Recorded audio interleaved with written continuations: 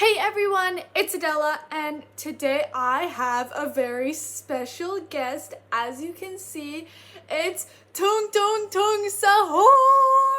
And guess what we're going to be doing today? Can you tell us, Tung Tung?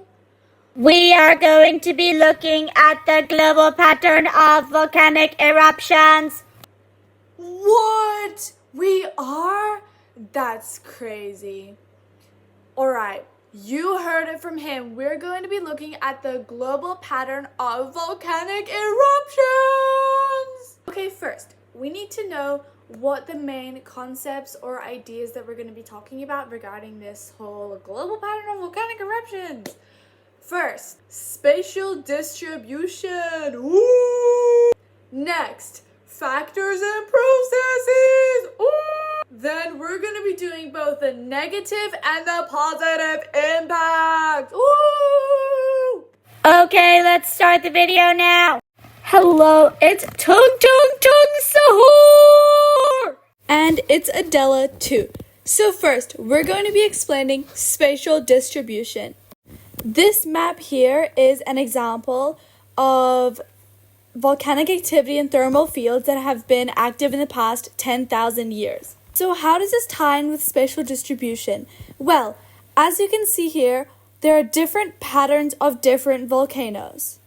And spatial patterns are the patterns that volcanoes are globally distributed in. Examples of these patterns would be a peripheral pattern. This is where there are smaller monogenetic, effusive, or strombolian vents that occur on the outer flanks or edges of a major stratovolcano, caldera, or mantle upswelling zone.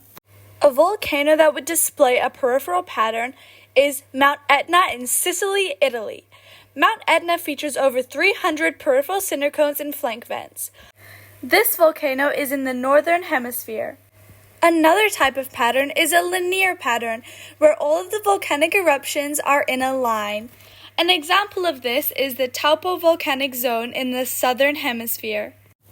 This is a volcanic area in the north of New Zealand which has been active for the past 2 million years.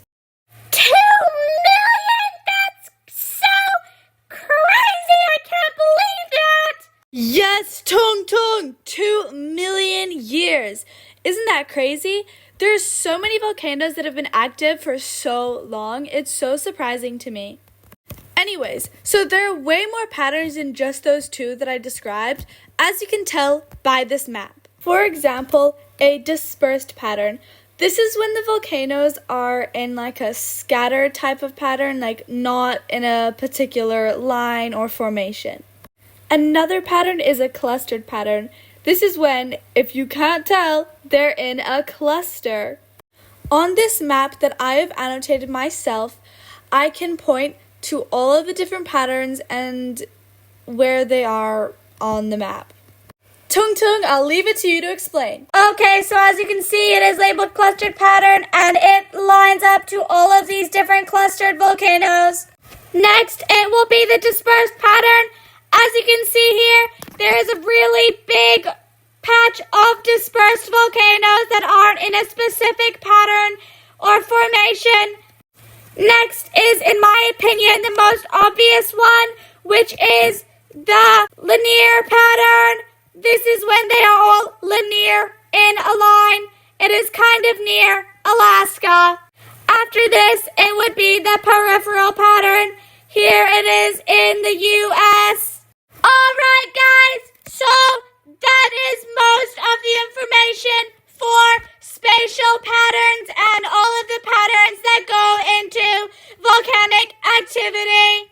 The next topic that we will be discussing is factors and processes. Okay guys, Adela is back and I'll be explaining what factors and processes are. This concept refers to the processes behind volcanic patterns. Volcanoes form on tectonic plate boundaries. There are two types of tectonic plate boundaries, which are divergent and convergent. Divergent is when the plates move apart from one another. An example of this is the Mid-Atlantic Ridge. This is where the North American and Eurasian tectonic plates move in opposite directions. A convergent plate boundary is when the two plates move towards one another. This creates a subduction zone, which can later form a volcanic arc. The majority of these volcanic arcs are located in the Pacific Ring of Fire.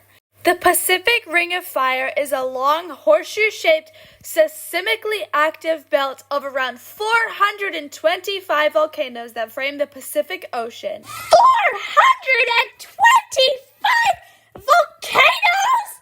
Yeah, Tung Tung, 425 volcanoes all around the Pacific Ocean. Isn't that so crazy? Okay, now that we've established what goes into the processes behind a volcano and all of the patterns in which that they erupt and form, let's go over the impacts of a volcanic eruption. So, obviously, an event as large as a volcanic eruption can have so many impacts. But what are they? Health risks. Volcanoes release harmful particles when they erupt, such as ash or volcanic gases. These gases can give victims many health complications, such as respiratory diseases and bronchitis. Displacement of communities. Before or after a volcano erupts, citizens will be required to evacuate their homes. They will need to leave behind their livelihoods in order to survive. Psychological effects. Survivors of an eruption can gain a lot of trauma from such a scary event, which is extremely damaging to one's mental health. Soil fertility. Over time, volcanic deposits left behind can wear down into rich soil that is helpful for agriculture. Tourism opportunities. The dramatic landscapes left behind from a volcanic eruption can incentivize tourists to visit the area. This brings economic opportunities to local communities. Sustainable building materials. Volcanic rocks are actually a good alternative material to use for construction. Wow, this is really surprising to hear, because I thought that volcanic eruptions would only have harmful impacts. And there you have it, Tung Tung Tung Sahur.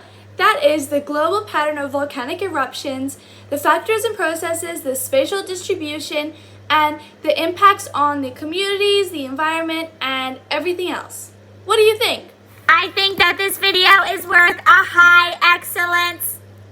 Wow, that was really, really insightful, Little Tung. Do you have any words before we end this video? What was that? Everyone should like this video and subscribe to the YouTube channel and hit the notification bell.